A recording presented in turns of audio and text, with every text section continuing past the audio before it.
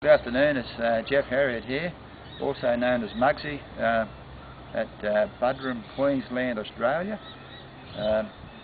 Just to let you know where we are, we're about 27 degrees south of the equator, and we're not high in the mountains, so we don't get a frost here at all. Just to want to give you a guided tour of my veggie garden. On my left here we've got some Ladyfinger Bananas. There's some more of them later on.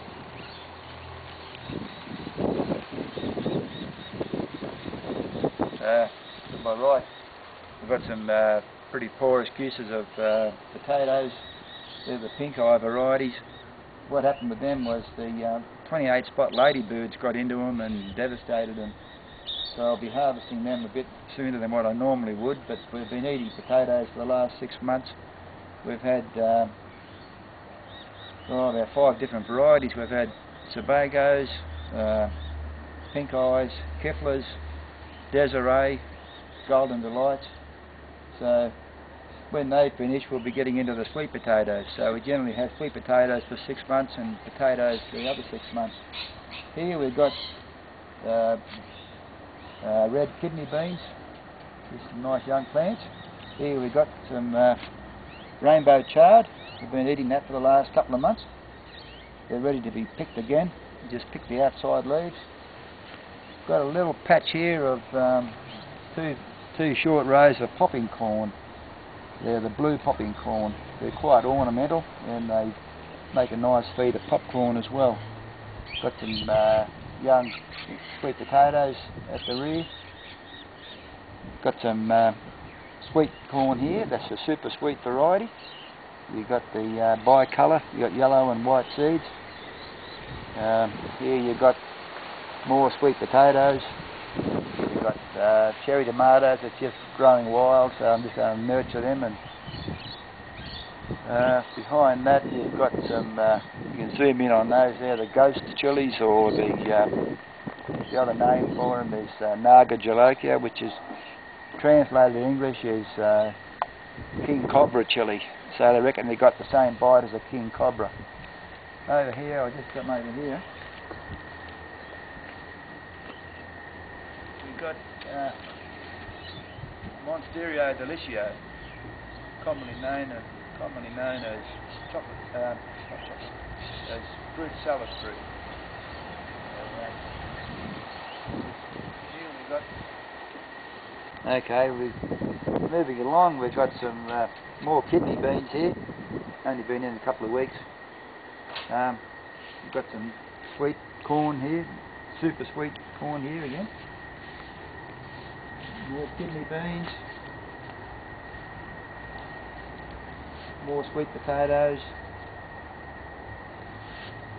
Over the back here we've got sweet potatoes that's been in for about 10 weeks. They'll be ready to be harvested in about 6 weeks' time. Over here we've got some broccoli boxes with shallots in them. We've been growing them for the last 10 years, and you haven't got to buy seeds or seedlings, you just keep on splitting them and planting them out again. Come over here a bit further on, please. Here you've got ginger. For the first time I've started growing ginger. I'm just going to give it a go this year, because we make our own sweet chilli sauce and ginger is the feature of that. We've got a clump of grass over there which is actually lemongrass. It's used in Thai cooking, as the ginger is. And then we've got some more sweet corn, and they've got a heap of cherry tomatoes over there.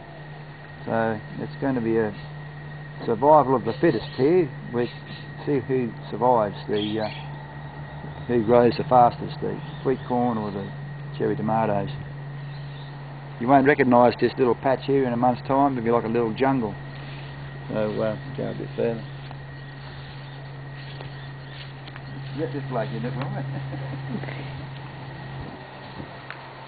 Bananas here. Okay, you ready? Got some Ladyfinger Bananas here. As you can see, there's a bunch up there just about ready to be picked. Won't be long. We don't put any bags over them. We just keep an eye on them and pick them as soon as they start to get a bit of colour before the flying foxes get them. another bunch up here. With ropes holding it so it doesn't fall over. Go. Okay, we've got some kidney beans here that I've been harvesting the last week.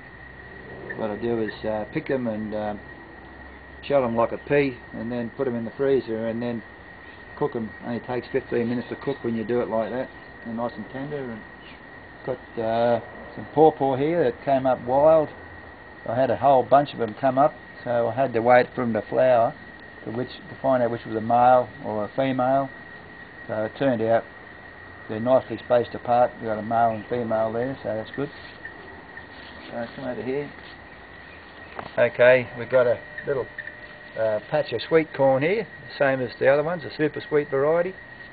You can see here they've got their tassels, and the silk goes down, and the pollen comes from the tassel down to the silk, and each one of those strands goes down to a seed, and it's got to be pollinated. This is why you always grow sweet corn or corn in a block rather than a single row, for that reason, so they pollinate each other. Come around. Okay, we've got sweet potatoes here. They'll be ready.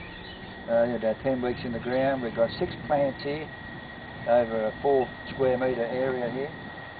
Behind me we've got some cassava. It's just about ready to be harvested. We use the tubers off the cassava. We don't use the leaves or anything.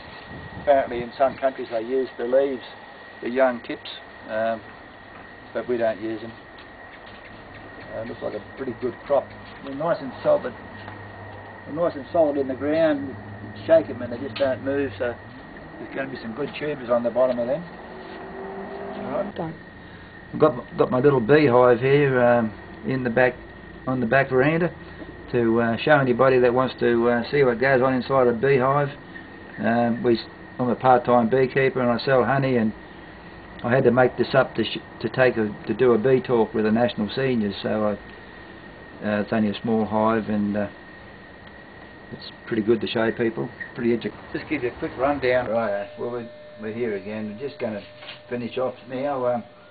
I just got some more of these King Cobra chilies in some pots here. They've only just started to fruit again. Some nice young ones down here. I just didn't realise I had so many fruit. We had enough last summer to last us 2 lifetimes.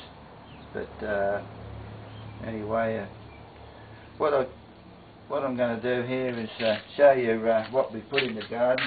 If we grow basically organic. First of all, I've got some Dolomite here, Dolomite Lime. You need to use Dolomite Lime if you're going to grow vegetables. You don't want the soil too acidy, so you use the Dolomite Lime to sweeten up the soil. And you've got use this organic extra, which is a mixture of poultry manure, fish and feather meal, natural minerals, blood and bone, composted seaweed, sulphate of potash added to it, and you've got this fish emulsion.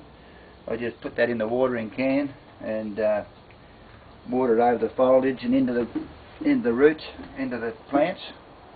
And I use the sugarcane mulch. In Queensland we get this chopped up fine sugarcane mulch, and I put that around the plants when they get a bit established. I use this blood and bone. I put the blood and bone under the mulch. The earthworms love it. That's about it. I just want to thank you for watching. It's just been a brief rundown of what we've got in the vegetable garden. What I'll do is I'll do a few videos later on and just feature on each article as we harvest them and plant them, and show you what we do with them. I've made heaps of mistakes over the years. I'm sort of learning by them, and I suppose we're all learning by our mistakes, and the best thing about making mistakes is you can sort of learn by them and move on. What else can I say? There's nothing. I don't think there's anything better than producing your own food. Even if you put out a meal and there's only one thing on your plate that you produced yourself, even fantastic. So we virtually live out of our vegetable garden. Anyway, thanks very much. I'll catch you later. Bye.